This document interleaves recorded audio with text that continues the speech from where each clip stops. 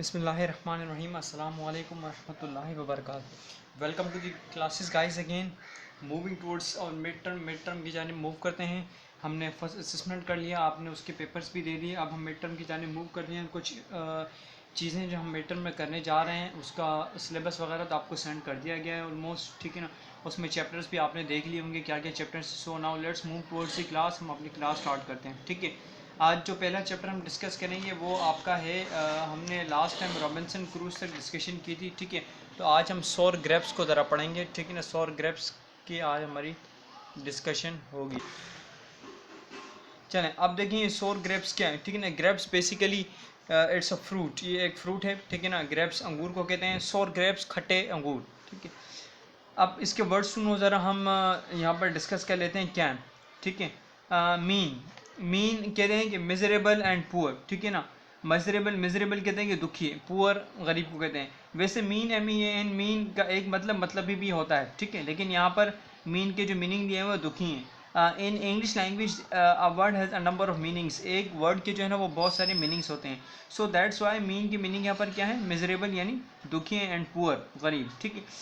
POW apostrophe and R, ये word लिखा हुआ पावर, इसका मतलब है कि पावर यानी ताकत, ठीक है। ये अपोस्ट्रोफी की वजह से कंट्रैक्शन फॉर्म में लिखा हुआ है। नेक्स्ट वर्ड आपके पास है रेनार्ड।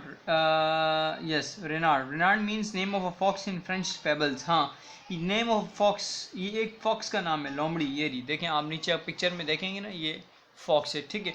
तो रेनार्ड क्या है, रेनार्ड एक फॉक्स है, ठीक है। इन फ्रेंच ये एक फ्रेंच फॉक्स है, ठीक है ना।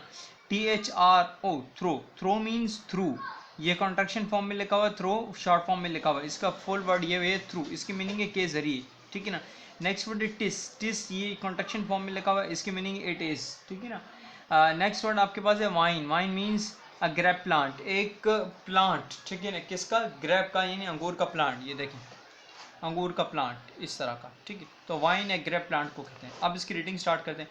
वर्ड सुनो आपने इसी तरह लिखे, उर्दू मीनिंग आपने लिखने नहीं, मैंने आपको समझाने के लिए जस्ट लिखे हैं, ठीक है ना। Now let's move towards the reading. कहने हैं कि a fox was sitting on the, a fox was trotting कहते हैं कि हल्के दौड़ना यानी आहिस्ता आहिस्ता दौड़ना। A fox was trotting on one day, एक दिन जो है ना क्या, एक फॉक्स हल्के हल्के दौड़ रही थी। And just above his head, और उसके सर के ऊपर, he saw a vine with lovely grapes, उसने देखा, क्या देखा, एक वाइन देखा, एक ग्रेप प्लांट देखा, ठीक है ना। एक अंगूर का दरख्त, एक अंगूर का जो है ना वो दरख्त ही कहने, छोटा सा दरख्त देखा उसने अपने सर के ऊपर, ठीक है ना। रिच का मतलब यहाँ पर अमीर नहीं है, रिच का मतलब यहाँ पर है लबरेज यानी बकसरत, ठीक, यानी राइप पका हुआ, एंड पर्पल रेड। हाँ, rich ripe and purple red, मतलब वो जो दरख्त था, वाइन था, ग्रेप प्लांट था, वो क्या था, रिच था, बकसरत था, लजीज था, ठीक है ना। एंड राइप बिल्कुल पका हुआ एक पौधा था, ठीक है ना। एंड पर्पल रेड, और पर्पल रेड किस्म के जो है ना वो ग्रेप्स थे। फिर क्या हुआ, eager he tried to snatch the fruit, उसने बेचैन होकर वो उस फ्रूट की तरफ लपकी और उसको जो है ना वो छीनना चाहा, ऊपर से उसको निकालना चाहा। But oh it was too high, लेकिन वो क्या थे, बहुत ही ज़्यादा ऊंचा था। यानी ये फॉक्स इसको खींचना चाह रही है, लेकिन ये क्या है, बहुत ज़्यादा ऊंचे हैं। Poor Renard had to give it up, और पुअर रेनार्ड यानी ये जो फॉक्स थी, इसका नाम रेनार्ड था, उसे वो छोड़ना पड़ा। गिव अप का मतलब होता है कि छोड़ना पड़ा, ठीक है ना। And heaving a deep Sai, heaving का मतलब है उछलना, एंड साई का मतलब नज़ारा। और उछलते हुए उसने एक कोशिश की, ठीक है ना, लेकिन वो ना पकड़ सकी, सिर्फ उसने ऊपर का नज़ारा ही देखा, ठीक है ना। He curled his nose and said, उसने अपने नोज को रगड़ते हुए कहा कि dear me I would not waste an और, मैं एक घंटा अपना वेस्ट नहीं करूंगी, ठीक है ना। Upon such mean and common fruit, हाँ कह रहे हैं कि मैं इतने बेकार किस्म के फ्रूट पर अपना एक घंटा वेस्ट नहीं करती, फॉक्स ने कहा, ठीक है ना। I am sure those grapes are sour, मुझे पता है कि ये अंगूर क्या होंगे, खट्टे होंगे। यानी पहले ये फॉक्स इसको क्या करना चाह रही, देखिए क्या करना चाह रही थी, उसको जो है ना वो हासिल करना चाह रही थी। यानी उसने कुछ छलांग मारी और उसको हासिल करना चाहा, लेकिन वो जब उसको पकड़ नहीं पाई तो फिर उसने क्या कहा कि छोड़ो उसको, ये मतलबी किस्म के जो है ना वो अंगूर हैं, और बहुत ही एक अजीब ही किस्म के अंगूर हैं, और ये खट्टे अंगूर हैं। अगर वो उसे हासिल कर ली थी तो यकीनन खा ली थी। अब हासिल नहीं कर पाई तो उसने अपना मूड ही चेंज कर दिया, ठीक है ना। I am sure those grapes are sour, मुझे पता है कि अंगूर खट्टे होंगे, सो इसको हासिल नहीं करते, ठीक है ना। टिस यानी this that's we often wish through life, हाँ कह रहे हैं कि हम भी अपनी अक्सर लाइफ में इसी तरह करते हैं, यानी हम जब किसी चीज़ को हासिल करना चाहते हैं वो हमें हार्ड लगती है तो फिर हम कहते हैं कि छोड़ो ये बिल्कुल ही ऐसी ही चीज़ है, क्या हासिल करना। When seeking wealth and power, हाँ जब हम अमीर होना चाहते हैं, ठीक है, और पावर हासिल करना चाहते हैं। एंड व्हेन वी फेल से लाइक दिस फॉक्स, और जब हम फेल हो जाते हैं तो इसी तरह फॉक्स की तरह हम कहते हैं कि अब छोड़ो, अब क्या हासिल करना, वो तो ऐसी आम सी चीज़ है। We are sure the grapes are sour, और हमें भी यकीन होता है ग्रेप्स जिस तरह के सोर हैं, तो हम भी जो है ना इस तरह की बात करते हैं कि ये चीज़ तो बिल्कुल आम सी चीज़ है, इससे क्या हासिल करना। यानी आप बहुत सारे पैसे कमाना चाह रहे हैं, ठीक है, और आपने कोशिश की और आप फेल हो गए, तो फिर आप दूसरी बार आप कहते हैं कि अभी छोड़ो, क्या पैसे कमाना, पैसे कमा के क्या मिलेगा, ठीक है। सो ये एक किस्म की पॉइंट थी, यानी आपकी लाइफ को वो फॉक्स से तशबीह दिया जा रहा था, ठीक है। अब मूव करते हैं बेटा क्वेश्चन आंसर की जा रहे हैं। ए बी एंड सी ये तीनों क्वेश्चन हैं, ठीक है। इसका पीडीएफ आपको भेजा जा चुका है। इस पीडीएफ से देकर आपने ये तीनों क्वेश्चंस कॉपी करने हैं बुक से, और फिर आपने आंसर्स कॉपी करने हैं सेम एज इट इज़, ठीक है ना। अब हम मूव करते हैं अपनी नेक्स्ट एक्टिविटी की जानिब। ओके, आपके पास बेटा पेज नंबर 38 पर एक्सरसाइज बी का क्वेश्चन नंबर 1 है। Can you right the following in full, क्या आप उसको फुल में लिख सकते हैं।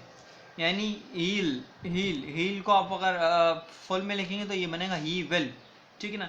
ये आपके पास लिखा हुआ है हैजंट, ठीक है ना। हैजंट को अगर आप फुल में लिखेंगे तो आपके पास बनेगा हैज़ नॉट, ठीक है।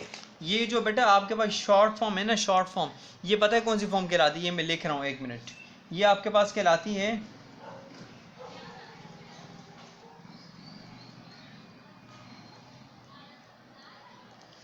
ये आपके पास कहलाती है कॉन्ट्रैक्शन फॉर्म, ठीक है ना। कॉन्ट्रैक्शन वर्ड में ये सारे के सारे कॉन्ट्रैक्शन वर्ड है। यूल, इसको पढ़ेंगे यूल, इसको ये पढ़े दैट विल, इसको पढ़ेंगे दैट विल, ये डजंट, ठीक है ना, इसको फुल फॉर्म में पढ़ेंगे डज नॉट। तो ये देखें आई और डी, इसको फुल फॉर्म में पढ़ेंगे आई वर्ड। तो आपको कहा जा रहा है कि इसको फुल फॉर्म में लिख सकते हैं, यकीनन आप लिख सकते हैं। इसका पीडीएफ भी मैंने आपको फुल फॉर्म में लिख के भेजा हुआ है, ठीक है। तो आपने ये क्वेश्चन एंड आंसर जब आप कर लेंगे तो इसी क्वेश्चन एंड आंसर के बाद आपने ये अपनी टेक्स्ट कॉपी में ही करना है, ठीक है ना, जो मैंने आपको पीडीएफ भेजा हुआ है, ठीक है। ये तो हो गया। अब हम मूव करते हैं अपनी नेक्स्ट एक्टिविटी की जानिब, ठीक है। ये है बेटा आपका एक्सरसाइज सी, ठीक है। सब्जेक्ट ऑब्जेक्ट एंड प्रेडिकेट, जी हाँ, सब्जेक्ट होता है, एक ऑब्जेक्ट होता है, एक प्रेडिकेट होता है। अब सब्जेक्ट क्या है, ऑब्जेक्ट क्या है, प्रेडिकेट क्या है, ठीक है। देखिए मैं थोड़ी सी यहाँ पर कुछ चीज़ देख रहा हूँ, आप उसको समझेंगे। एक आपके पास है सब्जेक्ट, ये आपके पास बिल्कुल सेपरेट चीज़ है, ठीक है। एक आपके पास है ऑब्जेक्ट, एक आपके सब्जेक्ट, एक आपके पास है वर्ब, ठीक है। Subject plus verb plus object, इन तीन चीज़ों से आपका क्या बनता है बेटा, एक जुमला सेंटेंस कंप्लीट बन जाता है, ठीक है। अब सब्जेक्ट एक जगह पे, अब आप जब ऑब्जेक्ट और प्रेडिकेट इन दोनों को, इस ऑब्जेक्ट वर्ब और ऑब्जेक्ट को मिलाते हैं तो आपके पास क्या बन जाता है, प्रेडिकेट बन जाता है। और इसके अलावा इसमें आपके पास और भी चीज़ें शामिल हो जाती हैं, नाउन भी हो जाते हैं, प्रोनाउन भी हो जाते हैं, एडवर्ब और प्लेस भी हो जाते हैं, वो सब भी प्रेडिकेट के अंदर ही आ जाते हैं, ठीक है। तो अब आपने क्या करना है, आपको कहाँ यहाँ पर ये जा रहा है कि do you remember what you have learned about subject object predicate, क्या आपको याद है आपने सब्जेक्ट ऑब्जेक्ट और प्रेडिकेट के बारे में क्या पढ़ा है। यकीनन आपको याद होगा कि आपने क्या पढ़ा है, ठीक है ना।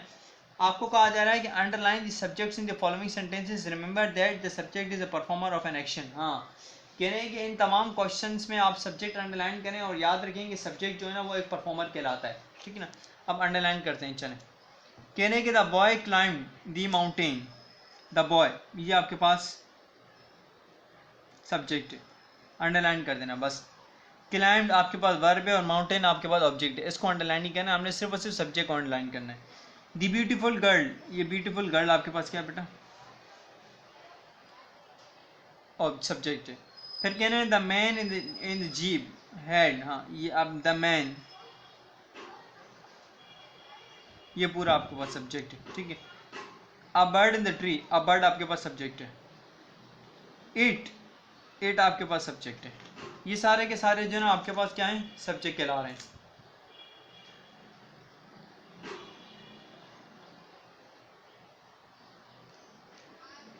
फिर आपको कहा जा रहा है pick out the objects in the following sentences, question number 2 में। इनमें आप क्या करें, इनमें जो है ना आपने क्या करना, ऑब्जेक्ट्स निकालने, ठीक है ना। The boy kick the football, अब देखिए ऊपर हमने जब सेंटेंस देखा था तो द बॉय सब्जेक्ट था, ठीक है। तो सब्जेक्ट को हम छोड़ देंगे, किक्ड आपके पास वर्ब है, द फुटबॉल, फुटबॉल जो है ना आपके पास क्या है, ये आपके पास ऑब्जेक्ट है, तो इसको आपने अंडरलाइन कर देना है। The man saw a ghost, ghost, ghost आपके पास भूत को कहते हैं, जिन को कहते हैं। ये आपके पास ऑब्जेक्ट है। The girl played cricket, object ये रहा। 14 girls sang the national anthem, object है। अनफॉर्चुनेटली, अनफॉर्चुनेटली इसको, ये आपके पास सब्जेक्ट नहीं, ये सब्जेक्ट है आपका। We never saw him in the dark, him, ये ऑब्जेक्ट है आपके पास। We sometimes let the dog out, dog, object है आपके पास, ठीक है। ये इसी तरह सब्जेक्ट और ऑब्जेक्ट होगा। अब इसमें कह रहे हैं कि pick out the predicates in the following sentence. अब आपने प्रेडिकेट देखना है, ठीक है। तो मैंने आपको क्या समझाया था पीछे, मैं यहाँ पर दोबारा एक चीज़ लिखता हूँ, ठीक है, कि एक आपके पास सब्जेक्ट है, ठीक है ना, वही चीज़ मैं यहाँ पर लिख रहा हूँ, प्लस एक आपके पास वर्ब कहलाता है, ठीक ना, प्लस आपके पास एक क्या कहलाता है बेटा, ऑब्जेक्ट कहलाता है। इन तीनों जब चीज़ों से आपका एक सेंटेंस बन जाता है। अब जब वर्ब और ऑब्जेक्ट आपके पास मिलता है तो ये आपके पास क्या बन जाता है, ये आपके पास प्रेडिकेट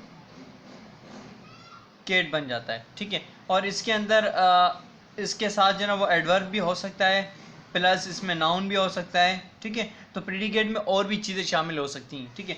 आप pick out the predicates in the following sentence, इस जुमलों में जो है ना प्रेडिकेट निकालें।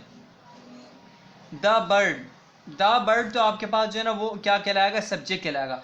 अब सब्जेक्ट के अलावा आपके पास जितनी भी चीज़ें बचेंगी ना, वर्ब हो गया, ऑब्जेक्ट हो गया, नाउन हो गया, एडवर्ब हो गया, वो सब के सब आपके पास प्रेडिकेट में आ जाएगा। तो आप सब्जेक्ट को छोड़ दें, द बर्ड, और बाकी सारी चीज़ें जो है ना आप क्या करना है, अंडरलाइन करना है, ये पूरा का पूरा आपके पास प्रेडिकेट कहलाएगा। बस सिंपल इज दैट। बात समझ में आ रही होगी मेरी यकीनन आपको, ठीक है।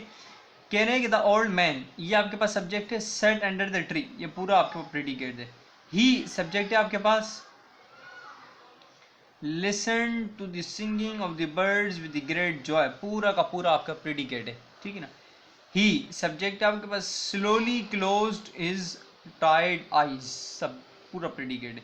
ही सब्जेक्ट है, went to sleep with his head on a stone, ठीक है। ये पूरा आपके पास प्रेडिकेट कहलाएगा। अब ये तमाम चीज़ें तो हो गई, आपने सब्जेक्ट प्रेडिकेट तो अंडरलाइन कर दिया यहीं पर। अब हम जरा मूव करते हैं वर्कबुक की जानिब। अब बेटा ये वर्कबुक की एक्टिविटी आपके पास है 100 ग्रेप्स की, ठीक है, लेकिन इसको अभी हम कंटिन्यू नहीं करेंगे क्योंकि वर्किंग हमने आज काफ़ी सारी कर दी, ठीक है। तो जो चीज़ मैंने समझाई है ना, आप उसको एक बार दोबारा देखिएगा, ठीक है ना, समझिएगा खुद से भी, और जो वर्किंग मैंने दी है टेक्स्ट कॉपी की, उसको आप कंप्लीट कीजिएगा मेरा बेटा, ठीक है। फिर वर्कबुक की वर्किंग हम नेक्स्ट लेक्चर में इंशाल्लाह करेंगे। तो यहाँ वाइंड अप करते हैं, हम अपनी वर्किंग कंप्लीट कीजिएगा, अपना ख्याल रखिएगा। अस्सलाम वालेकुम रहमतुल्लाहि व बरकातहू।